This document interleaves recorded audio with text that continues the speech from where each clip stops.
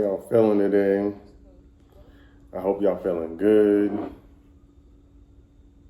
Oh, you see the girls girling? Y'all see the girls girling?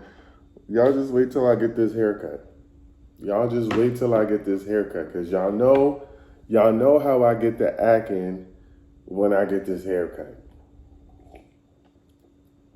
Y'all see the curls curling now, but y'all already know when I get this haircut, I'm gonna take it with this haircut. Y'all just wait, cause I'm gonna get the acting on. I was saving up my haircut for my sister baby shower this weekend, so I had to give it a little rough for a little while. But when I pop out, I had to pop out and show. Listen, y'all don't get me started. Don't get me riled up, because y'all already know I act a fool. Y'all know how I give it up. But good morning. Happy this week's Monday, even though it's Tuesday. I hope y'all feeling good. You know what I'm saying? I hope that y'all got some rest this weekend. Enjoy the 3-day weekend. You know what I'm saying? Ready to tackle this week and get into grind mode. A word of advice: it's never too late to grind. It's never too late to grind. Okay? It's never too late to achieve your goals. It don't matter how old you are. It don't matter what day it is of the week. It's never too late to grind. So keep that in mind, and we're going to grind. All right. Y'all ready? Time for my daily bread. Amen. Let the church say amen. Let's start off with the Diddy trials, because the Diddy trials is at the top of everybody's mind, and we will talk about Q and Dawn within the umbrella of the Diddy trials. So, update on the Diddy trials for this week. So there's a bunch of key witnesses that are expected to testify this week.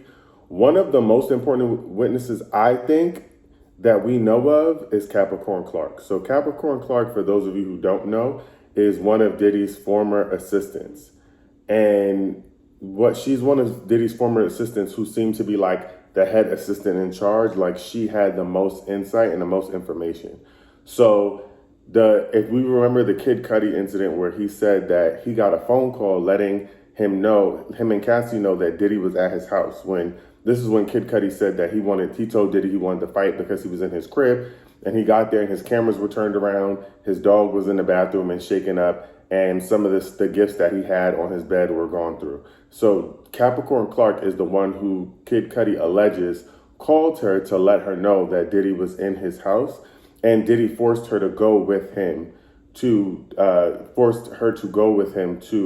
Kid Cudi's house. So that's like one of the key, I think, going to be the key testimonies, because she probably had a lot of insight to a lot of things. And remember, they're trying to create a storyline about trafficking. So like moving people across state lines to participate in sex acts, whether that's through paying them, forcing them, or coercing them. If she was one of his executive assistants, I'm sure she set up a lot of the freak-offs and probably booked a lot of the tickets for people to come across state lines, so on and so forth. For the RICO charge, organized crime, right? So she probably has a lot of insight to how him and other folks were coming together to organize crime. And remember, a RICO charge does not have to be the mafia. It doesn't have to be paid in full. It doesn't have to be New Jack City. Organized crime is a group of people coming together to commit crimes. So she's probably got a lot of insight to that, and probably can speak to the Kid Cudi car explosion. So actually, with that in mind, speaking of Kid Cudi, Diddy's team is asking for Kid Cudi's testimony to be wiped away, like to not be considered in the trial. The reason they're saying that his testimony shouldn't be considered in the trial is because they're saying that he has no actual evidence. So they're saying that he cannot say for a fact that Diddy was the cause of the car being set on fire. They're saying that this is all what he believes happened, but he has no concrete evidence that Diddy was the one that was actually responsible for it. So they're asking for it not to be included in the trial, and for them to be able to nix that. Now, the other thing that's important about that is that they have somebody from LA Fire Department, LAFD, who's supposed to be testifying, the person who responded to the fire in the car, and he specializes in arson, I guess. But something that the defense team is trying to say is that there was actual DNA that was found in the car on a cup in the car. But they're saying that the DNA on the cup belonged to a woman. It couldn't have been a man. So they're trying to rule out that Diddy could have even possibly been the one to set the car on fire. But the reality of it is two things. One is that Diddy probably didn't set the car on fire. And two is that they're saying that there's not enough DNA for them to really rule that any particular type of person, gender person did cause the fire or cause the arson. But Diddy's team is asking that that person be able to testify, and then the prosecution team is basically saying that that person shouldn't speak to the DNA because he didn't collect the DNA. He wasn't the one who found the DNA. He didn't do anything. He just read the report, and so he shouldn't testify to whose DNA it was. But just to put it out there, Diddy's team is asking to remove Kid Cudi's testimony about the car fire from the record because they feel like it is like just hearsay at this point. Like there's no actual concrete evidence.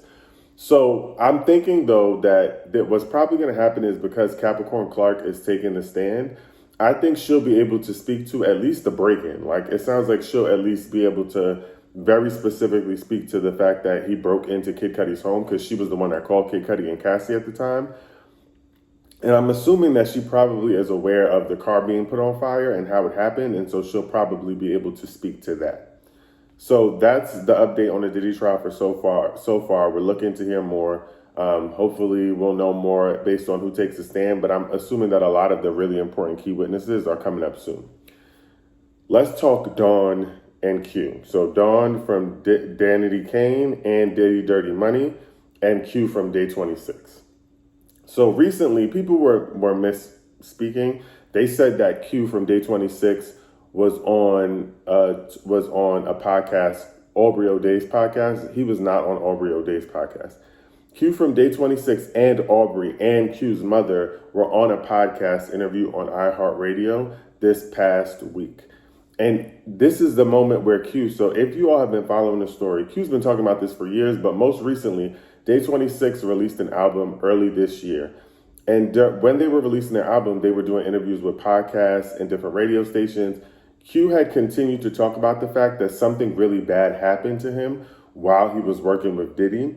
And when Day 26 dissolved, and he continued to move with them because of Dawn. So he was dating Dawn from Danity Kane and Diddy Dirty Money. So as Dawn continued to work with Diddy, Q stayed around and was moving and traveling with them because him and Dawn were dating. He kept saying that something really bad happened to him, something really traumatic. And essentially it evolved into what he says is the dissolve of his mental health, where his mental health started to decline. He wouldn't say what it was because he said he couldn't speak on it just yet, but he said he was struggling with his mental health really, really bad. Now, his other group members during those interviews were also saying that they didn't know all of this was going on until after, when Q finally came out and told them. Now, I don't know if y'all remember, but back in the day, after he stopped dating Dawn, people were witnessing him in his hometown, Rochester, doing things that they felt were a little bit strange and odd in his behavior. And in that last season, people felt like his behavior was explosive. So what he shared on the podcast was, so again, before everyone gets too crazy, I'm sharing what he said on the podcast. This was his words. So he and his mom, feel like it's Dawn's fault. They feel like it's Dawn's fault that everything that happened to him. The mother specifically said that she feels like she couldn't blame Diddy.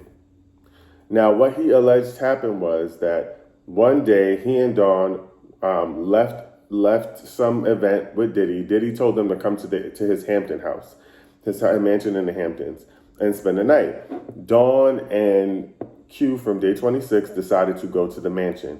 When they got to the mansion, he alleges that Dawn gave him a pill that he assumed or believed to be ecstasy.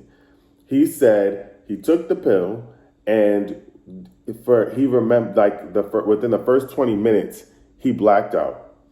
After he blacked out, he remembers waking up the next day, not remembering what happened to him, cameras in his face and people laughing at him, and he was screaming in a really high-pitched voice. He said, after that, this is Q from Day 26. He said, after that happened, he felt like everything started to spiral. So then he went back home. His mother said that his mental health was declining, that he had been in and out of hospitals. She said that he basically, this was an interview on iHeartRadio. So if you go on iHeartRadio, if you type in Q Day 26 and Aubrey O'Day podcast or whatever, it'll come up. But essentially, he says that after that, he was really freaking out. He feels like Diddy gave him something, or that he feels like Dawn gave him something that made him freak out, that made him lose it, and there was something in whatever she gave him, and it wasn't an ecstasy pill. His mother also chimes in, and she says that they had always told the mother that Diddy and his team were giving out pills to Dawn and to Q from Day 26. Q and Dawn would tell Q's mother that though they were given the pills, they would just put them in their pocket, they wouldn't take them, and that they would act like they were tripping out so that nobody would second guess them or think that they weren't taking the pills. Now, turns out, and Q admitted this yesterday, they weren't putting the ecstasy in their pocket. They were actually taking it. They had been taking the ecstasy for an amount of time prior to the last time where he took that pill, and it really made him lose it. And the mom said that she was unaware. Now, the mother was also upset because she said Dawn was 8 years older than Q, and he was only like 18, 19 at the time. I didn't know that she was 8 years older than him, because to me, that's questionable. Why are you dating someone who is 8 years younger than you, especially if that person is 18, 19? That's strange behavior. But his mother felt like she should have been more of a protector for him. And she said that she initially did not agree with the relationship and didn't like that they were together because she was so much older than him. But she said she kind of went with the flow and kind of like, whatever her son thought was right was what she did. So that's like basically wrapped up what she said. Aubrey also spoke about a lot of things on the podcast, but I have to say, something that I don't, and I'm saying this candidly, and something that I didn't appreciate about Aubrey O'Day is that she has a habit of cutting people off. And the way that her whiteness exists in spaces, she takes up a lot of space. And so her on the interview was really frustrating me because she kept cutting Q off when he was trying to explain himself, or cutting his mom off and trying to insert herself. And though I do believe that she experienced trauma, she didn't experience the same level of trauma. And she continued to reiterate that some people are stronger. Some people just, I didn't do any of those things. I don't want to say that people were weak. Like, it was almost a level, to me, what seemed like a level of arrogance. And I didn't respect or appreciate that. That's just my personal opinion. Take what you want with that. So I'm not going to cover what Aubrey said, because really she didn't say much outside of other people's shared experiences. The only thing I will clarify is that she said that she was not asked to testify, or else she wouldn't have, and that her words on the other podcast interview were misconstrued, where she said that she was not going to testify. Now, Dawn then responded to what Q said about her in that interview. She broke her silence yesterday, and I'm going to tell you what she said. Now, again, before y'all shoot the messenger, I'm simply reading what she said. I'm not excusing anyone's behavior, and I'm not making any excuses. So Dawn says, I want to be unequivocally clear. I have never drugged anyone, nor have I ever given anyone pills to take. The suggestion that I did so is categorically false. If such belief were genuine, it would be inconsistent with the actions that followed, such as inviting me into your home, introducing me to your younger sisters and family, and continuing a relationship with me. It would also be inconsistent with choosing to attend social events without me, engaging with individuals I had previously expressed concerns about, and continuing to live with or provide favors to those same individuals. Many of those actions occurred while I was not present or even in contact with you. Throughout our time together, and even after our separation, I made a conscious decision not to share any or disclose private matters or the circumstances surrounding the end of your relationship to protect you, the end of our relationship to protect you. I did this out of respect for you and your family. At this moment, I believe it's essential to recognize that many people are dealing with pain and hardship. The situation is not about one person. It reflects a broader harm that has affected many people. I sincerely hope that healing and wholeness are possible for all involved. My intention is always and has been to move forward with compassion and integrity, and I pray that others can do the same. So this was her response to Q's allegation that she gave him the pill. Now, let me say this. Q did admit that they took pills together prior to this. I don't know how it started. I don't know when the first, I don't know when the first pill was taken. I have no idea. But Q did say on the podcast that they took pills knowingly together and that they believed it was ecstasy, and he was just taking ecstasy with his girlfriend because he thought it was going to be a cool experience. Now, let me also say this. I 100% believe that day in the Hamptons, somebody gave him a pill. It could have been Dawn. It could have been Diddy. Somebody gave him a pill. Completely, and I'm not dismissing that. And I don't think that she's completely innocent. I also think that there are many people who are entangled in the web, and though many of them may not be quote unquote innocent, they all played a role in something to some extent.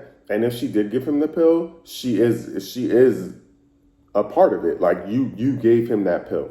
Now, let me also say, though, and let me be candid in saying this, and again, I'm not dismissing what she did, but what he described in the episode, he says that following him taking the pill, he was in and out of psychiatric hospitals, he was talking to trees, he was walking around with a screwdriver, he thought Diddy was following him around, he felt like he couldn't get away from him, he thought Diddy was trying to kill him, he thought that the pills were magical.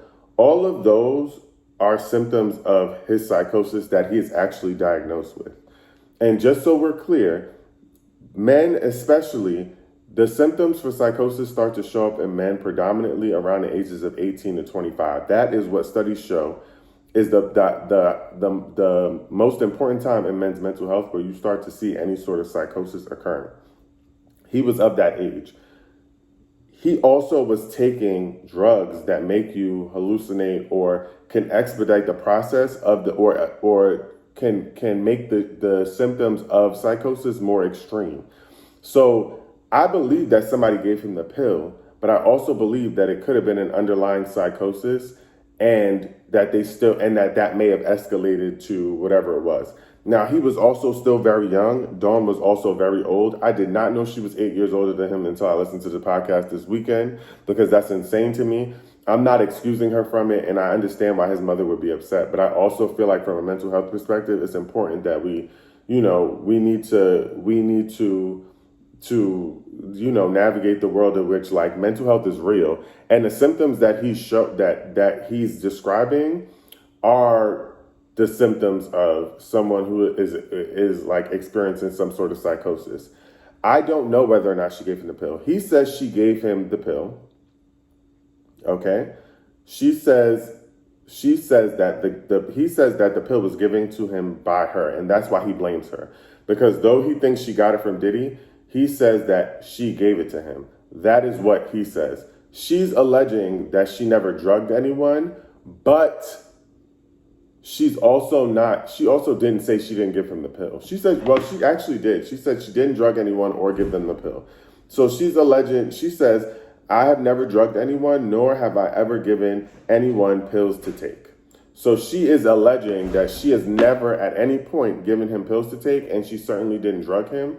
So there's differing stories, right? So I don't know who gave him the pill. I believe someone gave him the pill. I believe that they were taking pills before that. She might have given him the pill. I'm not saying no to that. I'm not saying she's innocent. But what I'm also saying is we cannot take away from the fact that he is actually diagnosed with a mental illness. And the mental illness, what he's describing, are symptoms of said mental illness and said psychosis. So like we can't have one conversation without the other. It would be one thing if he wasn't diagnosed and he was expressing that these things, this didn't blah, blah, blah. But I do think that she probably gave him the pill. Maybe Diddy gave him the pill. I don't know. They're both saying different things, and I wasn't there, so I cannot take a hard stance. But what I do believe is that it could have created this it expedited the process of him experiencing psychosis and thus being in a state of a mental health crisis, in which he openly admitted he didn't start to recover from until 2020. So that's what was shared with us. That's what we know. I'm not here to tell anyone whether or not someone gave someone a pill. I'm not here to, you know what I'm saying? I'm just giving y'all the facts that were shared. But I do also know that some of the things that he's describing are symptoms of mental health issues because I'm trained in that. That's my background.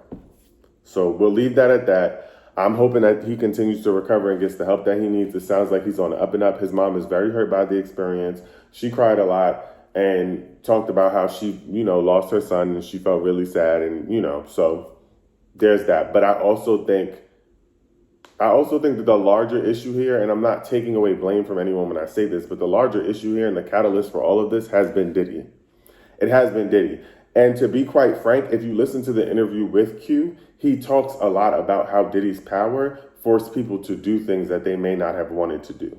He talks about the fact that people needed to be in spaces with him because their success was really rooted in whether or not Diddy mess with you. So that's what he said in the interview. So for me, I'm taking pieces from the interview and I'm elaborating on it, but don't quote me as like the person who knows all the things. Okay, so that was the Q and the Dawn situation from this week. I think what's important, another thing that's really important for us to talk about today is that the AMAs were yesterday. I did not know that the AMAs were happening yesterday. It is what it is. I just want to speak about the fact that Eminem won Best Rap, hip hop artist over, and honestly, over Drake, over Kendrick Lamar, over Future. Something about that just don't sit right with me. And if you know me, I've always said that I'm not a huge Eminem fan. I feel like Eminem gets hyped up because he's a white boy that can stay on beat.